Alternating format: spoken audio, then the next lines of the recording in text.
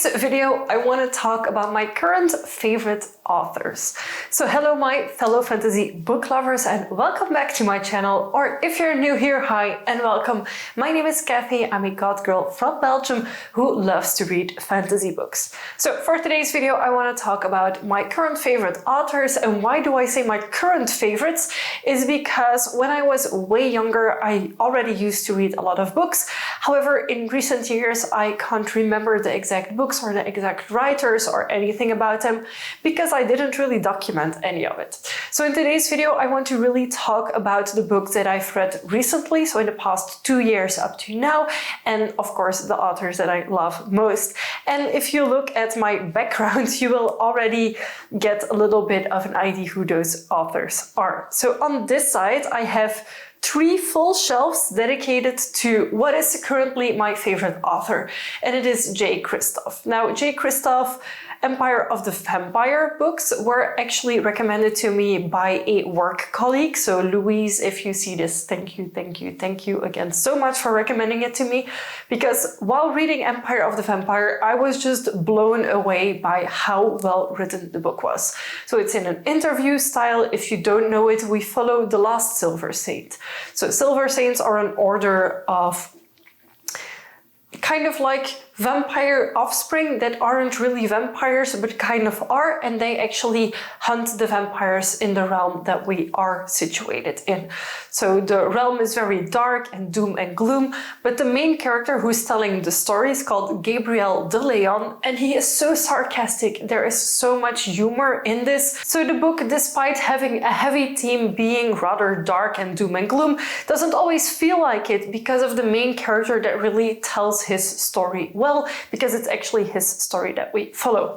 So Empire of the Vampire was the book that I loved most last year while reading, and this year Empire of the Damned came out, so it's the second book that you can see next to each other.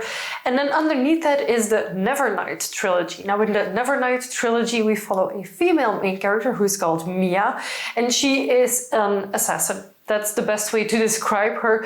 And throughout these 3 books, a lot of different things happen to her. So in the first book, she actually wants to go to this like elite kind of school situation for assassins. What happens after that, I'm gonna keep to myself because it does contain spoilers. So if you're into like a really badass female character who doesn't take anything from anyone, then I think you will love the Nevernight trilogy. Now, other than those books, I haven't read anything by J. Kristoff, so I know that me calling him my favorite author is based on Empire of the Vampire, Empire of the Damned, and Nevernight trilogy. I haven't read the other books by him yet, but I will hopefully do so in the future. What I particularly like is that there is a lot of gore in his books, but it's well written and it's not something that you feel is secondary to what is happening. It's actually the scenes evolve around what is actually going on. And what I also like is that he doesn't omit any details. So if blood is smelly and old and crusty, he will tell you so. And I personally really enjoy that in his books.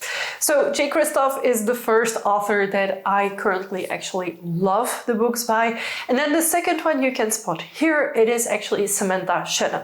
Now Samantha Shannon has 2 main series, if I can call them like that. On one side you have the epic fantasy dragon story, which is Priory of the Orange Tree and A Day of Fallen Night, and I'm pretty sure that those are the only 2 books in that series for now. I'm not even sure if there will be a 3rd book or something else, but they are chunks of books within a realm, a very epic high fantasy realm that of course involves dragons. And I think that the series that Samantha Shannon is actually most known for is the Bone Season.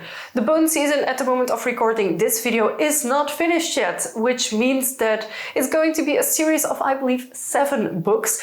And currently book 1, 2, 3 and 4 have been revised. So they have been reworked because it was 10 years since her writing the first book. So the first book that's over there is already remade, and then the other ones are currently being published, I believe.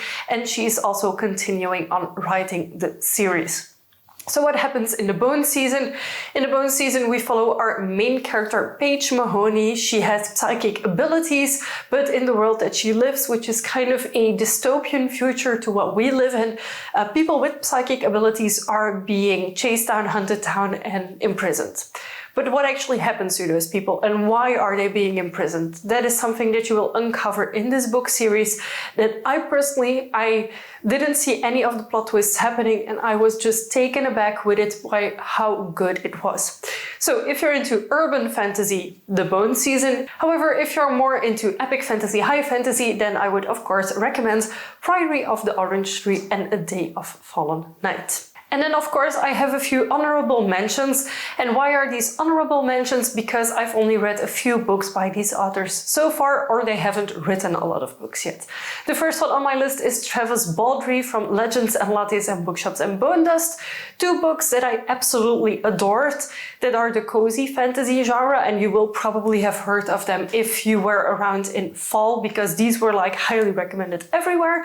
I love the books, but I don't feel like those two books are a good enough representation of a writer, because the two books have a very similar vibe, which is a very cozy and low-key vibe. If there's more books coming out by him and those maybe feel a little more impactful, then maybe it will also join the list of my favorite authors. But for now, he's up there, but not quite there yet. And then in the same genre, we also have Heather Fawcett, who wrote the Emily Wilde's books. So currently there's two books out already. We have Emily Wilde's Encyclopedia of Fairies and Emily Wilde and a Map of the Otherlands. In both books, we follow an academic professor who's called Emily Wilde. In the first book, she's documenting a specific type of fairies in a region that she goes to, which is kind of like a northern region.